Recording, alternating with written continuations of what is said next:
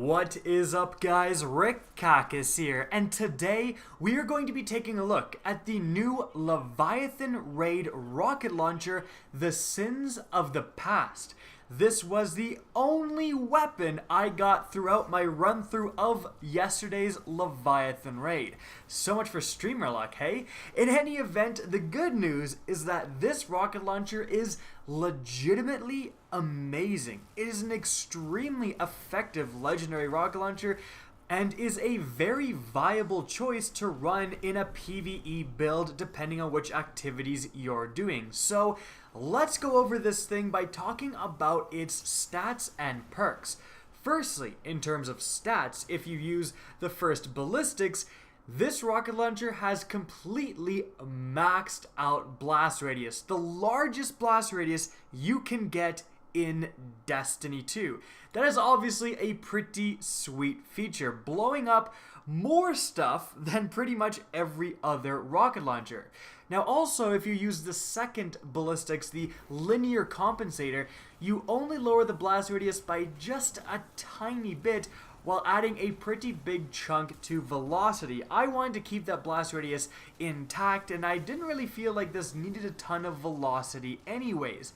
Now, moving on from there, we have two semi-unique perks. Well, one is actually pretty unique to the Leviathan Raid, and that is Ambitious Assassin. Now, what this does is that it overflows the magazine based on the number of rapid kills before reloading.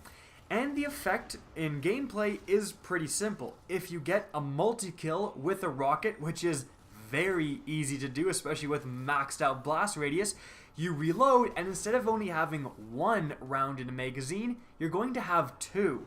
And in Destiny 2, when pretty much every rocket launcher in the game has one round in a magazine, going up to two is actually kind of a big deal. You can shoot them in rapid succession and really increase your damage output.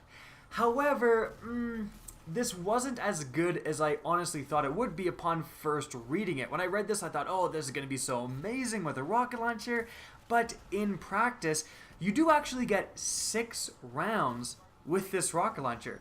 6, including the one in the tube. That's actually more than a lot of other rocket launchers. I know the Wardcliff Coil exotic rocket launcher will only get 1 in the magazine and 4 in reserves for 5 in total. At least I'm pretty confident that's the case. I'm kind of going off memory. You don't really have a ton of ammo to play around with. You can't really make huge use of that perk with a rocket launcher per se.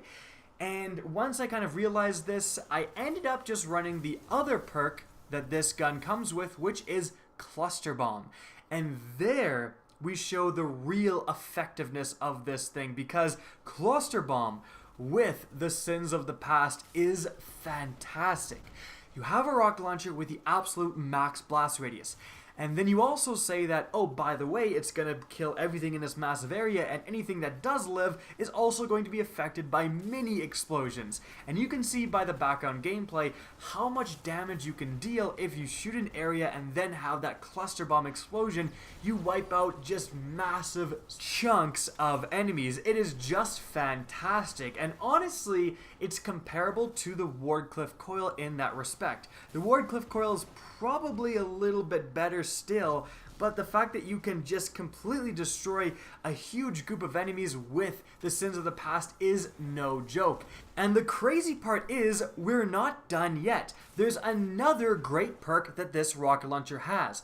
Auto-loading holster.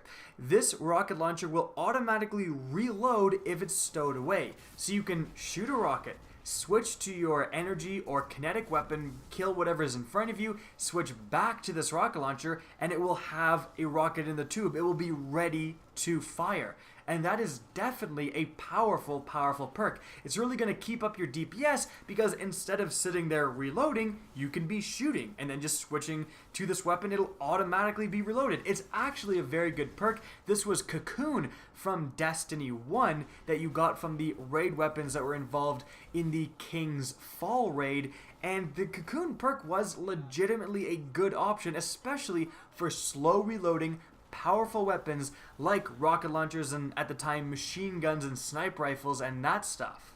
Something important to note about rocket launchers also is that they are actually quite good at boss DPS. Compared to most other things, a rocket launcher shot to a boss will take down a larger chunk than, sniper headshots, than a whole magazine of fusion rifle, unless we're talking about the merciless here. And so being able to shoot a boss with a very powerful rocket launcher, again, that's really helpful if you want a weapon that has boss DPS. And cluster bomb really comes into play here. It's really weird and it's hard to assess because there is a degree of randomization into where the mini explosion munitions really go and stuff like that. But you'll notice sometimes in the background gameplay, you shoot something and then the cluster bombs start exploding and you see the health go down quite a big chunk from the rocket. And then actually a surprisingly sizable chunk from the cluster bomb explosions as well. So you're essentially adding 50% more damage to boss DPS when you have cluster bomb and the explosions occur around the boss you are trying to destroy. So that is no joke. So the fact that this thing has great stats, including maxed out blast radius, and has fantastic perks with cluster bomb and auto loading holster means that this is probably the best legendary, this is the best legendary rocket launcher I have in Destiny 2 right now. So if you get this weapon, definitely try it out. And the best part is that you don't technically need to do the raid. If you're in a clan and your clan members do the raid, it's going to offer a special Imperial engram to everyone throughout that clan. And you're going to get raid weapons of only 10 attacks. You're going to have to infuse them upwards, but still you're getting raid weapons. So you do have the chance of getting this without ever completing the raid. And so guys, that's it for this video. Just wanted to take a look at this particular raid weapon. I hope you enjoyed and found this informative. If you did, please remember to help me out by simply rating and especially sharing this video. If you want to see more Destiny content similar to this, don't be afraid to slap that subscribe button. Now, if you guys want to get in touch with me and keep up to date with the latest channel activity, the best way is to follow me on Twitter at RickKakis. That's linked in the description down below, as is my Twitch channel, which you can also follow. Again, hope you enjoyed the video, and as always, have a good day.